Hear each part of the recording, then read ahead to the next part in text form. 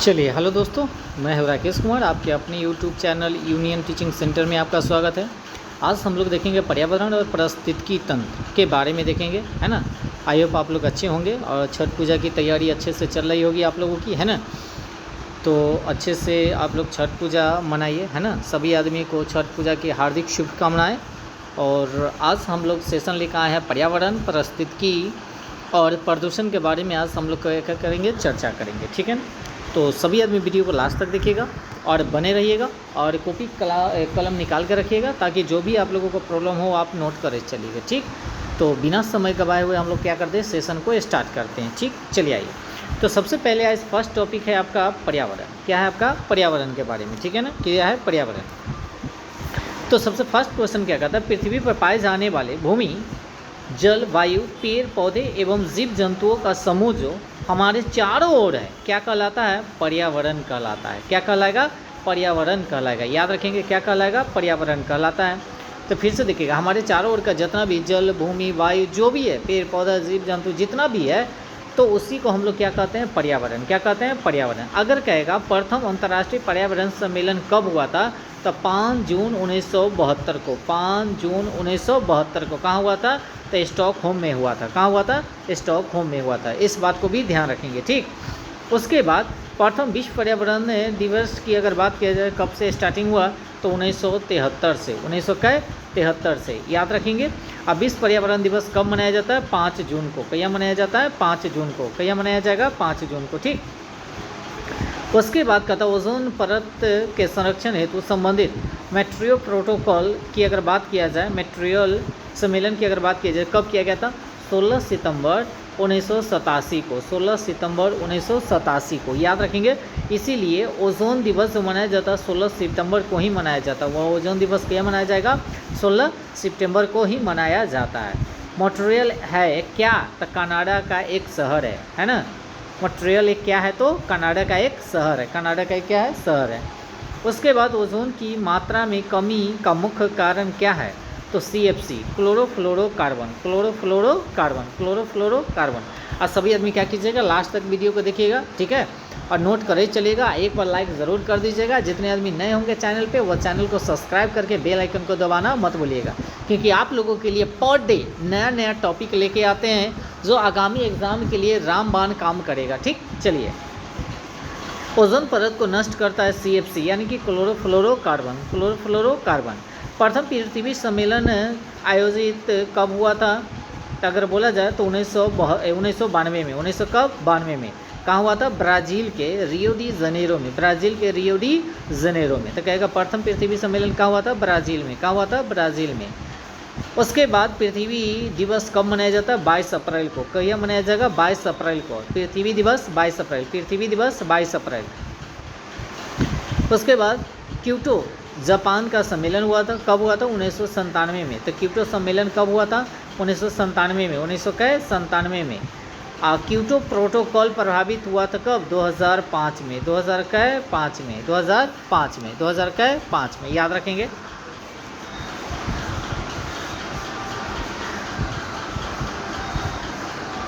दो 2005 में। उसके बाद क्योटो प्रोटोकॉल संबंधित है क्या चीज़ से, वातावरण से। क्या चीज़ से, वातावरण से है। क्या चीज़ से, वातावरण से, है ना। याद रखेंगे, वातावरण में कार्बन डाइऑक्साइड उत्सर्जन के वृद्धि के लिए क्योटो सम्मेलन संबंधित है। वातावरण में कार्बन डाइऑक्साइड उत्सर्जन के वृद्धि से संबंधित है। विश्व का गर्म होना या माने विश्व का यानी कि गर्म होना या पृथ्वी की औसत तापमान बढ़ना क्या कहलाता है, ग्लोबल वार्मिंग कहा जाता है। क्या कहा जाता है, ग्लोबल वार्मिंग कहा जाता है। पृथ्वी का औसत तापमान कितना है, तो 14 डिग्री C है, 14 डिग्री C है, 14 डिग्री C है, 14 डिग्री C है। ग्लोबल वार्मिंग को प्रभावित करने वाला मुख्य कारक क्या है, तो कार्बन डाइऑक्साइड है। क्या है, कार्बन डाइऑक्साइड है। उसके बाद आगे कहेगा, अगले क्वेश्चन, वायुमंडल की वार्षिक तापमान की वृद्धि कहलाता है, तो हरितगृह प्रभाव। क्या कहलाएगा, हरितगृह प्रभाव। इसी को ग्रीन हाउस गैस कहा जाता है, green house gas. Green house gas की अगर बात किया जाए, तो जल वाष्प हो जाएगा, कार्बन डाइऑक्साइड हो जाएगा, मीथेन हो जाएगा, नाइट्रस ऑक्साइड हो जाएगा। जितना भी है हरितगृह प्रभाव है। आपसे एग्जाम में पूछेगा क्या है जी इनमें से कौन हरितगृह प्रभाव नहीं है, तो 3 को इसमें से रहेगा, या तो जल वाष्प दे देगा, नहीं तो कार्बन डाइऑक्साइड दे देगा, नहीं तो मीथेन दे देगा, और नाइट्रस ऑक्साइड। 3 को इसमें से एक अलग से दे देगा। ठीक, चलिए हरितगृह प्रभाव हेतु सर्वाधिक उत्तरदायित्व गैस कौन है, तो कार्बन डाइऑक्साइड यानी कि CO2। सर्वप्रथम ग्रीन हाउस गैस की संकल्पना की थी किसने, जोसेफ फोरियर यानी कि जोसेफ फोरियर, याद रखेंगे, फोरियर ने। और कब किया था, 1824 में, 1824 में। चलिए 1824 में। उसके बाद अगले क्वेश्चन की ओर चलेंगे। पर्यावरण एवं वन मंत्रालय का गठन कब किया गया था, तो यह पर्यावरण इसका गठन जो किया गया था 1985 में, 1985 में। भारत सरकार ने पर्यावरण संरक्षण अधिनियम लागू कब किया गया, 1986 में, 1986 में। विश्व पर्यावरण संरक्षण दिवस कब मनाया जाता है, 26 नवंबर के। विश्व पर्यावरण संरक्षण दिवस कब, 26 नवंबर को मनाया जाता है। क्या नवंबर, 26 नवंबर, याद रखेंगे। पर्यावरण संरक्षण के लिए काम करने वाली अंतर्राष्ट्रीय एजेंसी क्या है, तो ग्रीन पीस। क्या है, ग्रीन पीस। क्या है, ग्रीन पीस। और राष्ट्रीय पर्यावरण अनुसंधान केंद्र का है, तो नागपुर में है। कहाँ है आपका, नागपुर में है, याद रखेंगे, कहाँ है आपका, नागपुर में है। सभी आदमी याद करे चलिएगा, लाइक एक बार ज़रूर कर दीजिएगा वीडियो को। ठीक है, क्या कहता है, राष्ट्रीय वन नीति लागू कब किया गया था, राष्ट्रीय वन नीति लागू कब किया गया था, तो 1988 में, 1988 में। राष्ट्रीय जल नीति की घोषणा कब किया गया था, तो 2002 में, 2002 में किया गया था। राष्ट्रीय पर्यावरण नीति की घोषणा कब किया गया था, तो 2004 में, 2004। तो कहेगा वन नीति कब आया था, 88 में। जल नीति कब आया था, तो 2002 में। पर्यावरण नीति कब आया था, तो 2004 में। और राष्ट्रीय हरित प्राधिकरण की स्थापना कब किया गया था, तो 2010 में, 2010 में। याद रखेंगे, चारों पॉइंट बहुत इंपॉर्टेंट है। तो वन नीति कब लाया गया था, 88 में। वन नीति कब लाया गया था, 88 में। वन नीति कब, 88 में। जल नीति कब, 2002 में। जल नीति 2002 में। और पर्यावरण नीति की घोषणा 2004 में। और हरित प्राधिकरण की स्थापना 2010 में, 2010 में। विश्व नम भूमि दिवस कब, 2 फरवरी के। क्या फरवरी के, 2 फरवरी के। विश्व वन दिवस कब मनाया जाता है, 21 मार्च को। क्या मार्च को, 21 मार्च को। विश्व जल दिवस कब, तो 22 मार्च को। क्या मार्च, 22 मार्च को। ठीक, तो वन दिवस 21 मार्च, विश्व वन दिवस 21 मार्च। और विश्व नम भूमि दिवस है ना, आर्द्रता की अगर बात किया जाए 2 फरवरी। क्या फरवरी, 2 फरवरी। और जल दिवस कहिया मनाया जाता है, 22 मार्च को। कहिया, 22 मार्च को। जैव विविधता दिवस कहिया, तो 22 मई। क्या, 22 मई। क्या मई, 22 मई। उसके बाद रेड डाटा बुक संबंधित है किससे, विलुप्त या संकटग्रस्त जीवों से, है ना, याद रखेंगे इसको। उसके बाद चलेंगे आगे, है ना। अगला टॉपिक है आप लोग का, है ना, पारिस्थितिकी। क्या है आपका, पारिस्थितिकी, याद रखेंगे, पारिस्थितिकी। तो जीवधारियों तथा उनके वातावरण के पारस्परिक संबंधों का अध्ययन क्या कहलाता है, तो पारिस्थितिकी कहलाएगा। इसी को हम कहते हैं इकोलॉजी। क्या कहेंगे हम लोग, इकोलॉजी। क्या कहेंगे, इकोलॉजी। इकोलॉजी शब्द का प्रथम प्रयोग किसने किया था, तो रिटर ने किया था। किसने किया, रिटर ने किया। कब किया, 1865 में, 1865 में, 1865 में, है ना। और हैकल ने किया था 1869 में। उसका सर्वाधिक अस्थायी पारिस्थितिकी क्या है, महासागर है। क्या है आपका, महासागर है, याद रखेंगे, क्या है, महासागर है। उसके बाद आगे चलेंगे। रचना एवं कार्य की दृष्टि से विभिन्न जीवों और वातावरण की मिलीजुली इकाई क्या कहलाता है, तो पारिस्थितिकी तंत्र कहलाता है। इकोसिस्टम। क्या कहेंगे हम, इकोसिस्टम। क्या कहेंगे, इकोसिस्टम। पारिस्थितिकी तंत्र या परितंत्र शब्द का सर्वप्रथम प्रयोग किसने किया था, तो टॉन्सले ने किया था। कौन किया था, टॉन्सले ने किया था। कब, 1935 में, 1935 में। उसके बाद परितंत्र में ऊर्जा का स्रोत क्या है, तो सूर्य का प्रकाश है। क्या है आपका, सूर्य का प्रकाश। पर्यावरण की कार्यात्मक इकाई क्या कहलाता है, तो परितंत्र कहलाता है। क्या कहलाता है, परितंत्र। क्या कहलाएगा, परितंत्र। उसके बाद पारिस्थितिकी तंत्र 2 घटकों का बना होता है। जैव घटक, एक अजैव घटक, जैव घटक, एक अजैव घटक। जैव घटक को 3 भागों में विभक्त किया गया है, एक आपका उत्पादक, एक आपका उपभोक्ता, एक आपका अपघटक, है ना, याद रखेंगे। उत्पादक द्वारा उत्पादित खाद्य पदार्थों का उपयोग करने वाले घटक क्या कहलाते हैं? तो उपभोक्ता। क्या कहलाता है? उपभोक्ता। क्या कहलाता है? उपभोक्ता। उपभोक्ता 3 प्रकार के होते हैं, प्राथमिक, द्वितीयक, तृतीयक, याद रखेंगे। ये क्या होगा? उपभोक्ता माने प्राथमिक उपभोक्ता। प्राथमिक उपभोक्ता जो हुआ जो उत्पाद को खाता हो, और द्वितीय उपभोक्ता जो हुआ प्रथम उपभोक्ता के खाता हो, और तृतीय उपभोक्ता हुआ जो द्वितीय उपभोक्ता को खाता है। प्रथम उपभोक्ता हमेशा शाकाहारी होता है और बाकी बात क्या होता है आपका? मांसाहारी होता है ना, याद रखेंगे। जीवों, वे जीव जो हरे पौधे को खाते हैं क्या कहलाते हैं? तो प्राथमिक उपभोक्ता। जैसे बकरी, गाय और क्या होगा आपका? भैंस, याद रखेंगे। प्राथमिक उपभोक्ता को जो भोजन के रूप में प्राप्त करते हैं, है ना, तो उसको द्वितीयक कहते हैं। क्या कहते हैं? द्वितीयक उपभोक्ता कहते हैं। क्या कहेंगे? द्वितीयक उपभोक्ता कहते हैं। जैसे भेड़िया, मोर, और एक हो जाएगा आपका लोमड़ी, ये क्या है? द्वितीय उपभोक्ता है। द्वितीय उपभोक्ता को जो भोजन के रूप में इस्तेमाल करते हैं उसे हम लोग कहते हैं तृतीय उपभोक्ता। जैसे बाघ, शेर, क्या हो गया आपका? चीता हो जाएगा। ठीक है, चलिए, सभी बहुत इंपॉर्टेंट है, याद रखेंगे। अजैविक घटक को 2 भागों में विभक्त किया गया है। कहेगा आपसे अजैविक घटक को कितने भागों में विभक्त किया गया है? तो 2 भागों में विभक्त किया गया है, कार्बनिक, एक अकार्बनिक। तो कार्बनिक जो होता है अजैविक घटक में कार्बोहाइड्रेट, प्रोटीन और वसा होता है। कार्बनिक अजैविक घटक में क्या होता है? कार्बोहाइड्रेट, प्रोटीन और वसा होता है। और अकार्बनिक अजैविक घटक जो होते हैं मृदा, जल, वायु और खनिज होते हैं। तो याद रखेंगे, कार्बनिक वाला में हो जाएगा कार्बोहाइड्रेट, प्रोटीन, वसा, और अकार्बनिक हो जाएगा क्या? मृदा, जल, वायु और खनिज। अपघटक होते हैं तो कवक एवं जीवाणु अपघटक होते हैं। क्या होते हैं? अपघटक होते हैं। क्या होते हैं? अपघटक होते हैं। चलिए, उसके बाद अगला चलेंगे। सफाई कर्मचारी कहलाते हैं, अपघटक कहलाते हैं। क्या कहलाएंगे? अपघटक कहलाते हैं। एक जीव द्वारा दूसरे को खाए जाने पर पोषण तत्वों एवं ऊर्जा का रूपांतरण क्या कहलाता है? खाद्य श्रृंखला। क्या कहलाएगा? खाद्य श्रृंखला। खाद्य श्रृंखला बनती है किससे? उत्पादकों से। किससे? उत्पादकों से, उपभोक्ताओं से एवं अपघटक से मिलकर, अपघटकों से मिलकर। खाद्य श्रृंखला में प्रथम उपभोक्ता एवं द्वितीय उपभोक्ता क्या है? मानव है। क्या है? मानव जो है सो प्रथम एवं द्वितीय उपभोक्ता के भी अंतर्गत आता है, याद रखेंगे। उसके बाद आगे चलेंगे। किसी यानी कि परितंत्र के विभिन्न ऊर्जा स्तरों की यानी कि कार्यात्मक भूमिका की तुलना करने हेतु प्रदर्शन किया जाता है, उसे ऊर्जा का पिरामिड कहते हैं। तो ऊर्जा का जो पिरामिड होता है हमेशा सीधा होता है। क्या होगा आपका? सीधा होगा।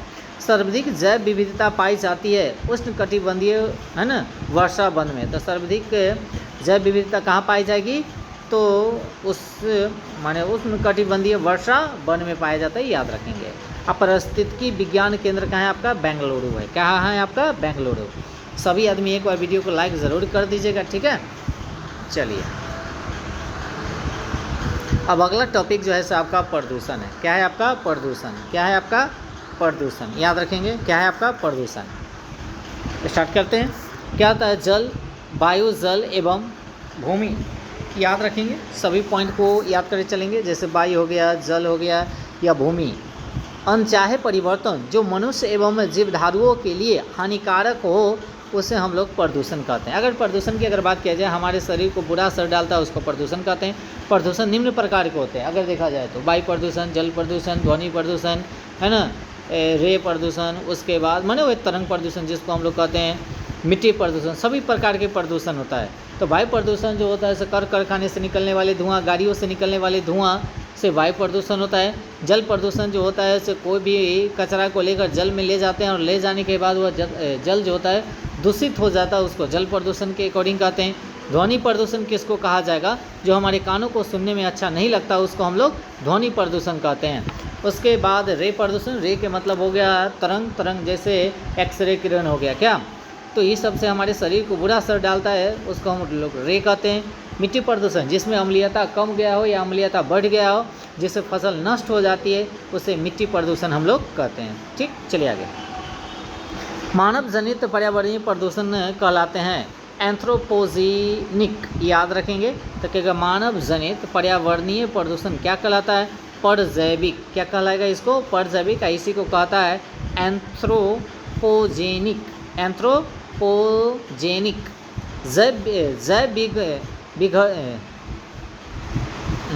चलिए क्या कहता है? जैव विघटित प्रदूषण क्या होते हैं? तो बहित मल होते हैं। क्या होते हैं आपके?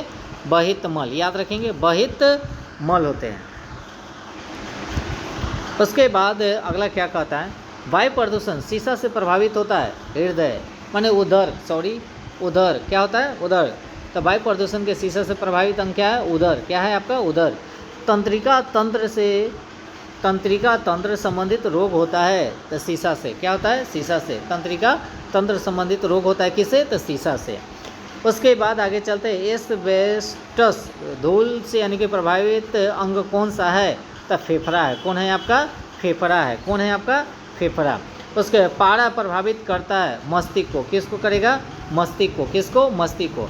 वायु प्रदूषण कार्बन मोनोऑक्साइड प्रभावित करता है। तब वायु प्रदूषण कार्बन मोनोऑक्साइड प्रभावित करता है किसको? रक्त की धारा को। किसको? रक्त की धारा को। रक्त की धारा को। उसके बाद आगे चलेंगे। भूमिगत जल को प्रदूषित करने वाले अजैविक प्रदूषक कौन है? आर्सेनिक है। कौन है आपका? आर्सेनिक। जल प्रदूषण को मापने हेतु जांच की जाती है। तब बायोमैकेनिकल ऑक्सीजन डिमांड, तो याद रखेंगे बायोमैकेनिकल ऑक्सीजन डिमांड। मनुष्य में रक्त दाब यानी कि बढ़कर दिल संबंधी रोग उत्पन्न करता है, जिसको वायु प्रदूषण कैडमियम कहते हैं। क्या कहेंगे? वायु प्रदूषण क्या? कैडमियम, याद रखेंगे क्या? कैडमियम। उसके बाद ब्राउन एयर, क्या है आपका? ब्राउन एयर शब्द का प्रयोग किया जाता है तब प्रकाश रासायनिक धुआं के लिए। प्रकाश रासायनिक किसके लिए? धुआं के लिए। पीएम तथा पीएसपीएम संबंधित है किससे? तब प्रदूषण से। किससे? प्रदूषण से। पीएम का तात्पर्य है, पीएम का क्या है? तात्पर्य है ना। उसके बाद एसपीएम का तात्पर्य है ना। ये उसके बाद वायु प्रदूषण जो कार्बन मोनोऑक्साइड है, सल्फर डाइऑक्साइड, हाइड्रोजन सल्फाइड से भी संबंधित है। उसके बाद आगे चलेंगे। 3 दिसंबर को याद रखेंगे, बहुत इंपॉर्टेंट है। 3 दिसंबर 1984 को भोपाल में यूनियन कार्बाइड फैक्ट्री में किस गैस का रिसाव हुआ था? तब मिथाइल आइसोसाइनाइड। इसी को MIC कहते हैं हम लोग। क्या कहेंगे? MIC, methyl isocyanide. मिनी माता रोग जो होता है किससे? पारायुक्त जल से। पारायुक्त जल से क्या होगा? मिनी माता रोग। पारायुक्त जल से क्या होगा? मिनी माता रोग। मिनी माता रोग सबसे पहले हुआ था जापान में। कहाँ हुआ था? जापान में। मिनी माता रोग सबसे पहले कहाँ हुआ था? जापान में। नदियों में जल प्रदूषण की माप की जाती है तो ऑक्सीजन की घुली हुई मात्रा, तो जब ऑक्सीजन की घुली हुई मात्रा से ही नदियों की जल या प्रदूषण की मापी जाती है, जो ऑक्सीजन कितना है ऐसे। ठीक, उसके बाद आगे चलेंगे। सिगरेट से धुआं का मुख्य प्रदूषक है कार्बन मोनोऑक्साइड एवं बेंजीन। कार्बन मोनोऑक्साइड एवं बेंजीन। केंद्रीय प्रदूषण नियंत्रण बोर्ड कहाँ है? दिल्ली में है। कहाँ है आपका? दिल्ली में। जल संरक्षण एवं प्रदूषण नियंत्रण अधिनियम कब लाया गया था? 1974 में। 1974 में। उसके बाद आगे वाहनों से निकलने वाले धुआं में पाया जाता है तो कार्बन मोनोऑक्साइड एवं सीसा। तो वाहनों से निकलने वाले से क्या है? कार्बन मोनोऑक्साइड एवं सीसा निकलता है धुआं में ना। कारखानों से निकलने वाली धुआं में मुख्यतः रूप से पाया जाता है तो कार्बन डाइऑक्साइड। क्या पाया जाएगा? Carbon dioxide. अम्ल वर्षा का मिश्रण है सल्फर डाइऑक्साइड और नाइट्रस ऑक्साइड, यानी कि SO2 और NO2 है ना। नाइट्रस ऑक्साइड यानी कि NO2, याद रखेंगे।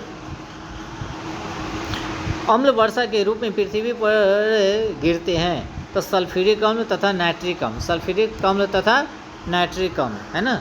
उसके बाद आगे चलेंगे। DDT क्या है? तो अजैव अपघटनीय प्रदूषक है, याद रखेंगे। आराम यानी कि संगमरमर से निर्मित ऐतिहासिक इमारत को हानि पहुंचाता है तो सल्फर डाइऑक्साइड, सल्फर डाइऑक्साइड याद रखेंगे कौन हानि पहुंचाता है, सल्फर डाइऑक्साइड। ग्रीन मफलर संबंधित है किससे, ध्वनि प्रदूषण से, किससे, ध्वनि प्रदूषण से। चावल के यानी कि खेतों से निकलने वाला प्रदूषक क्या है आपका, मीथेन है, आपका क्या है, मीथेन। इस तरह से आप लोगों का क्या हुआ, पूरे टॉपिक समाप्त कर दिए। और सभी आदमी एक बार क्या कीजिएगा, वीडियो को लाइक ज़रूर कर दीजिएगा, नोट बना के सभी आदमी क्या कीजिएगा, रखिएगा। और जब भी एकदम चटनी की तरह इसको क्या करना है, चाट जाना है, ताकि इससे अगर कोई भी क्वेश्चन अगर पूछे तो छूटना नहीं चाहिए। नेक्स्ट दिन हम लोग नए टॉपिक के साथ आएंगे। आज के लिए इतना ही रहने देते हैं, ठीक है। और सभी आदमी को फिर से छठ पूजा की हार्दिक शुभकामनाएं। ओके, चलिए।